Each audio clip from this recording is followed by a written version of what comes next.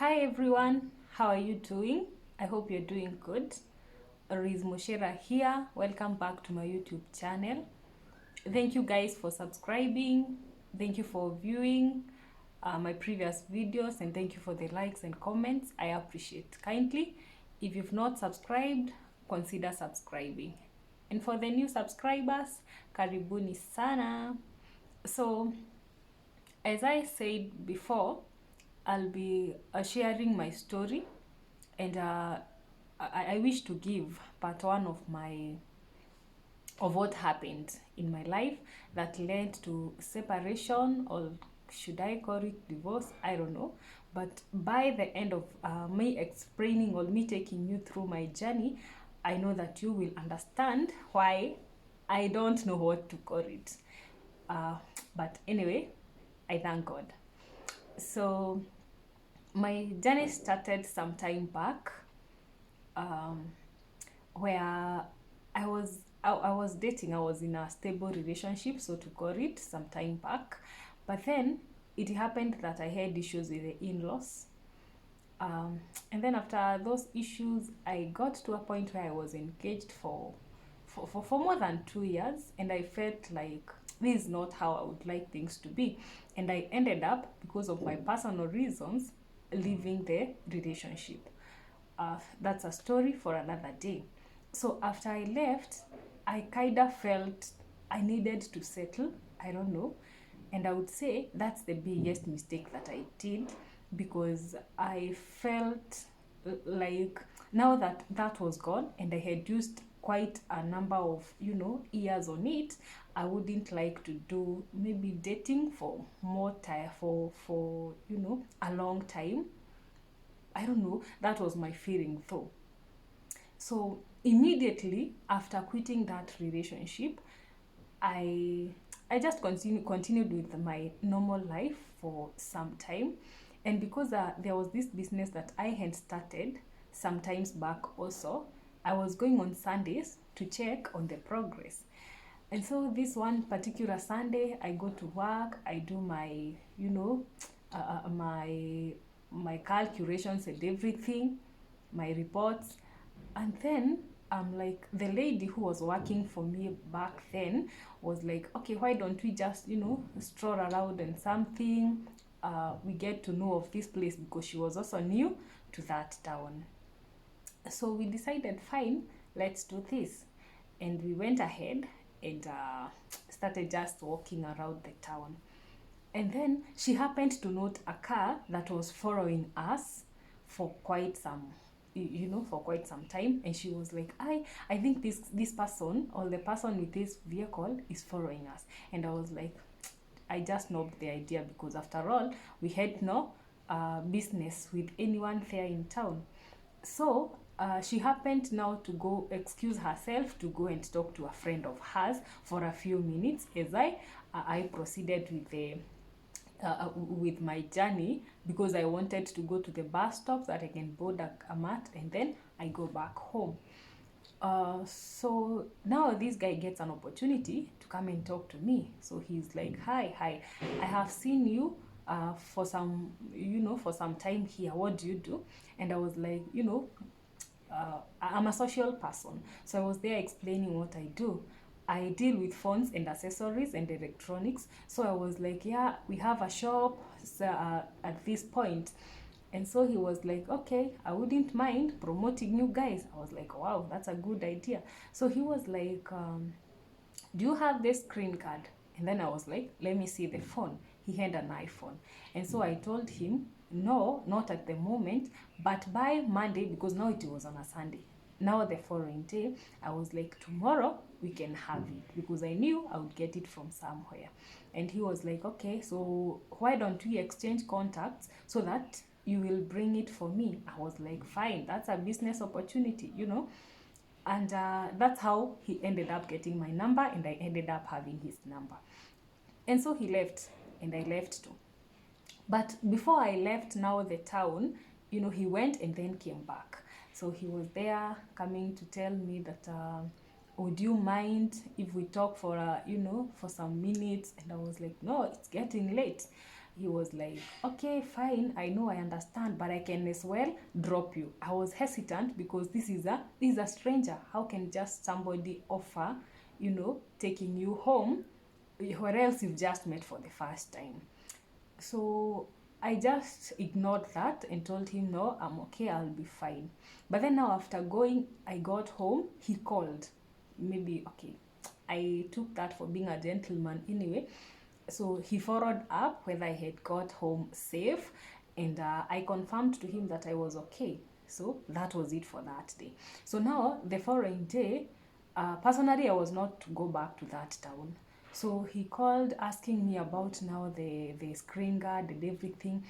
And I was like, no, I will make it up. And then he was like, I'm traveling. Actually, I was to travel yesterday. I cancelled my flight. I was like, hey, hata ni story ya flight tena. All right. I was like, if then you are traveling today, then you can as well get it from, because there is nothing I would have done. And so we leave it at that. And the next thing he does was sending me photos akiwa airport. I was like, haya, kumbe he was serious. So now we started chatting. Ile, hey, where are you going? I thought you're not serious. And then he was a good guy to start with. Venye tu nilimuona yani ya kwanza. He wasn't a bad person. He was that accommodative person also. And we interacted so well, by the way. So he mentioned that he was going outside the country, and his destination is one of my favorite places in the world. And I was like, wow, wow. I wanted to know more about it. I wanted to know more about him. Yani, ili flow too. We just started chatting, we started talking, and it went on and on and on. So when you got there, he was like, I think he was used to doing video calls and all that. And I was like, fine, I will also get an opportunity to see around. So we started video calling, we started Skyping, we started, all those methods of communication. We started using them. And believe you me, by the time 1 week was coming to an end, I was feeling that like I know this guy so much, because every other time, chatting. And remember, at this point, I did quit the previous relationship, so I'm not dating, I'm not busy, I'm just working. So my social life was kinda not that occupied. So I took most of my time to talk to him, and things did flow very fast. And then this guy comes now and says one day that, you're good looking, I love you, and I would like, if given a chance, to spend the rest of my life with you. And he was like, and if you know you're not serious for this, kindly just tell me to drop my intentions instead of taking advantage of each other. And I felt like, wow, this is somebody who knows me for barely 2 weeks, and he was already talking about marriage. Whereas I have been in a relationship for more than 2 years. And yes, I have been proposed to, but nothing much has happened. I felt like this guy was serious, and being advanced in age, I felt, convinced. I felt convinced that maybe he was ready to settle or something. And so I was like, yeah, I'm also serious. I want this. So we were like, before I give you my answer, whether it's a yes or no getting married to you, I think it's good to first know some few things about you. And he was like, okay, fine, just go ahead and tell me what you want to know about me. So we talked about church. To me, I feel that church is a sensitive issue, because there are some churches I go to and I feel like, nah. So I started with the church issue, and he was like, yeah, it's okay, I can even link you with my reverend and all that. Oh, I go to this church. And he made it so serious, because he was a staunch Christian. That is what I would term him from the beginning. And I was like, okay, fine, if he's this close to the reverend, then I think he's a good person. So I did go to his church one Sunday, and I was like, oh, wow, this is a nice church. I loved the way they worshipped. I loved their morning devotion, because actually I was there from the morning devotion up to the last service, and I loved every bit of the service, and I was like comfortable about it. So by the time that a month is coming to an end, I was already, I was already into this guy, and I felt this is the kind of man I would want. Little did I know, I am preparing myself for thunderstorms. Huh? I don't know. So I gave him my go ahead that I'm comfortable with the church, and I was okay with us proceeding now with the introductions and everything. And now we start talking of how he will come now, so that we can go to our parents for introductions. But unfortunately, he doesn't have parents. So I think the side that had more weight was from my side. And so we agreed that when he comes, I'm going to meet his sisters and brother and a few relatives. And then from there, we're going to go to my side. And I had no problem with that. A few days later, that's when he started, like, I think something was pushing him to tell me the truth about himself, but still he was kinda afraid of losing me or something.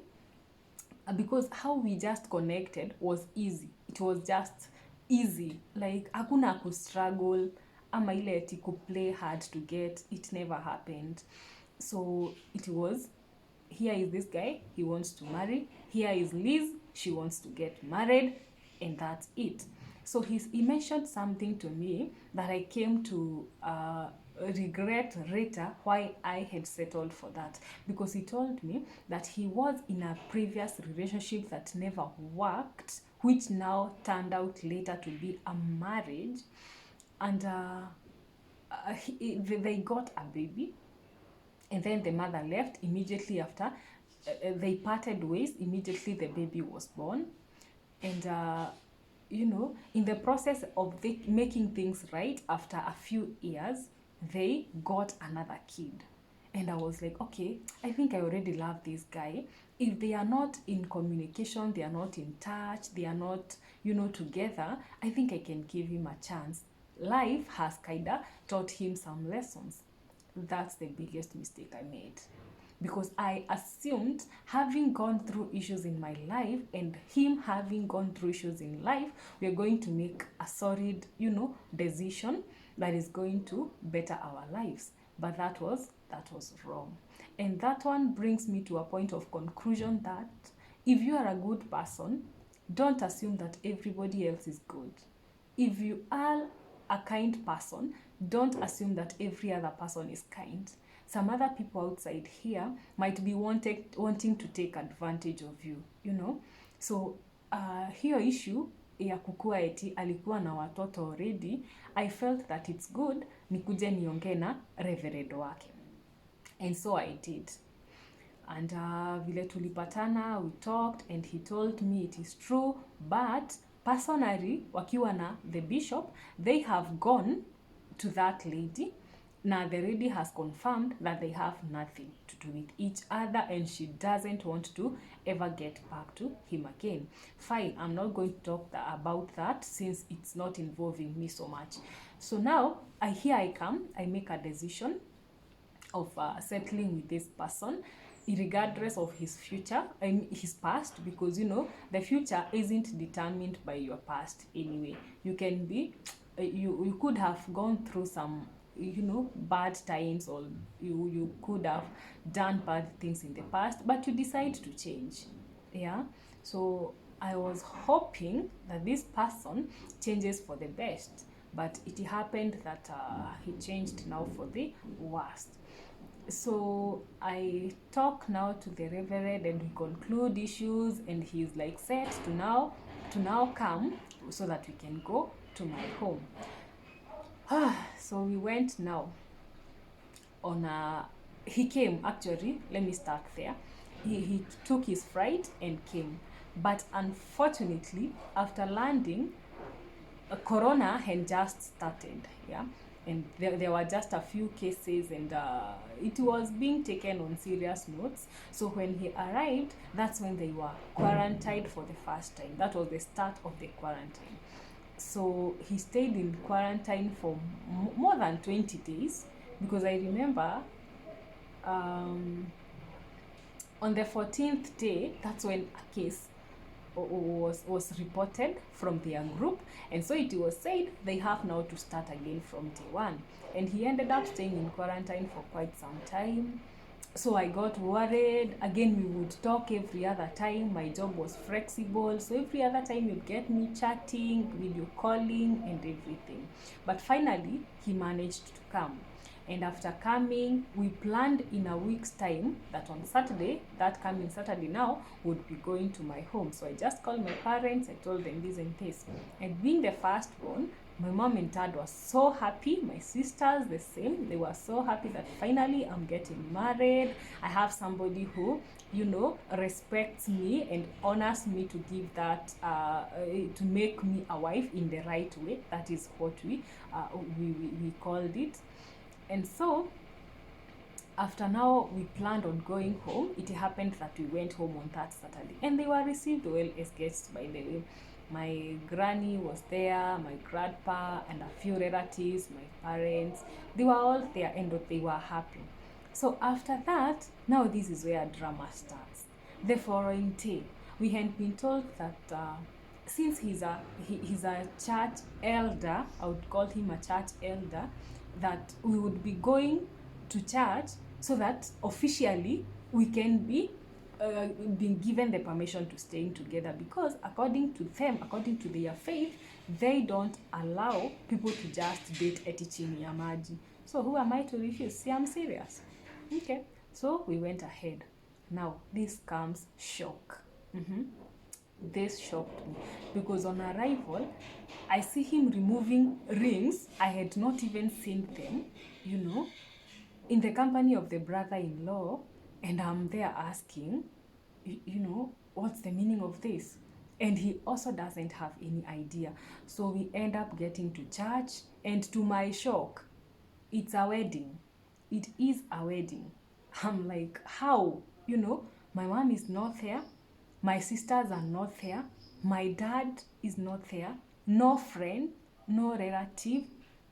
I mean, I was just alone. And I felt, for the first time, I felt cheated. But I said, okay, I just did it. I don't know.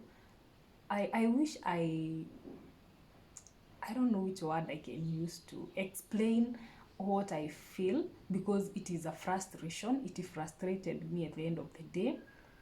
And especially even coming to think of it, that I wedded 100 meters from where even the sister works, but she never attended the wedding, and they were not in bad terms. I think those were red flags that I assumed, I ignored, that costed me later, because I wish I never did it. So we went, we vowed, and then the kiss the bride part came. But anyway, I wasn't feeling like I deserved that honor, wedding in front of strangers and then you are kissing the bride. What kind of saluting is that? I refused. But it wasn't ile ya eti ubaya, nilijifanya tu that I'm shy, and hiyo part ikapass.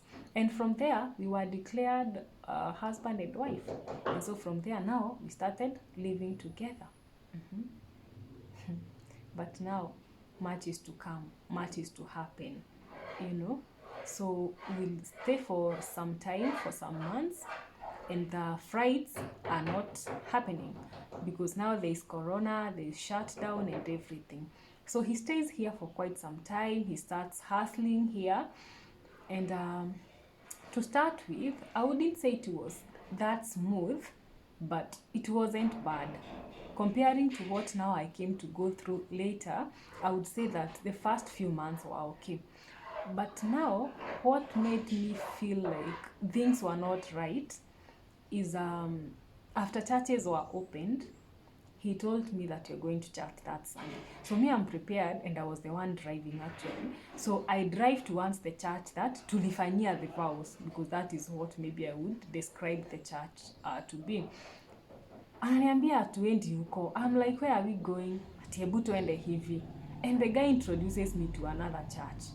Me, I start feeling, no, this is not the right way to do things. So I never took it lightly. Kukaanza kukua na hiyo mvurutano, because I remember hata tulifika na hapo, me, I just stopped at some point, nikampea gari na nikarudi. Like, I just felt, no, this is not how things should be. I think I told you, I think I mentioned it. Why are you taking me to a new church? But then the reception that I got, because with time, I was convinced by the pastor, by friends, by, wakaniambia, badala ya mkosanie story ya church, you just go.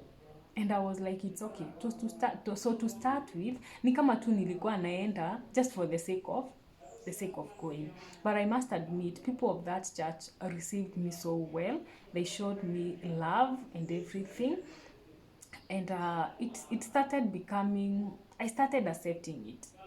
And I started loving it. And with time, I joined praise and worship that we did for quite some time, and it was awesome. So now, problems now escalated when now this guy, the flights have been opened and everything, they have resumed. So the guy goes back to work and I'm left. And he started saying that our family is young, you cannot afford to be living apart, I don't know what. We need to make arrangements on how we are going to start living together. And I was like, I don't have a problem with that, but I wouldn't like to come, or rather to come where you are, to be doing nothing. I don't want to be a housewife. One, I know I'm somebody mwenye hupenda kujifanyia vitu zake. So getting me caged indoors, it wasn't sounding well with me. So I told him, if that's the case, then we should look for work opportunities over there. And he said, that's okay by me. So he started telling me, oh, there's this place that nimepata kazi and all that. Send me your documents. Na nikamtumia. So here now, we arranged on how I'm going to resign so that I can join him now. And finally I did. And I finally resigned after he told me that kuna job imepatikana huko, and they are even paying a certain amount of money to clear things up and everything. Na akaniambia imeenda through. The only thing I'm waiting for is an offer letter. And so I was convinced kuna kazi. And that is how I ended up resigning from my place of work. I had so loving and so supportive bosses, and so supportive and loving colleagues. They did me a farewell party, a very nice one and a very classy one. Thank you so much to that team, and I love you so much. You're part of me. And so after the farewell, everybody was excited. Hey, Liz is going outside the country to join the hubby and all that and all that. And so was I, because this was going to be my first experience on that. But where? This is where now drama. Tutaita drama Pro Max. Ama tutaita namna gani? That's when now drama started. So I finally resigned so that I can join him. We finally have the farewell party, and finally my day now to go do the PCR test so that I can be around to take the flight comes. I go to Nairobi. I take the COVID test. It turns out well, but then the following day, flights are declared closed again. I cannot go. So I said, let me go start working in my shop, because now there's no otherwise. Okay, not to mention, there were some few issues that were happening in the shop that weren't very okay. So I released the lady who was working for me, and I started now working for myself. So after some time now, he was like, no, we cannot continue like this. Even if the flights are closed, I understand family members or people with their family members over there, they are being given permits to travel. So now he starts making arrangements on how he will come back so that now we can travel as family and my friend. Mhm. Whatever happened when he came for me is what now just made me regret the whole process, because finally he came for me and we went to Dubai. Anyway, guys, stay tuned as I bring you the other part of the story, because now this is where issues turned upside down. But something to thank God for is that I am alive, I am happy again, I am loved, I am respected, and I'm favored by God above all. So until next time, guys, thank you for watching. Kindly don't forget to subscribe, like, and comment to my video. I love you so much, guys. Have a wonderful time. Thank you.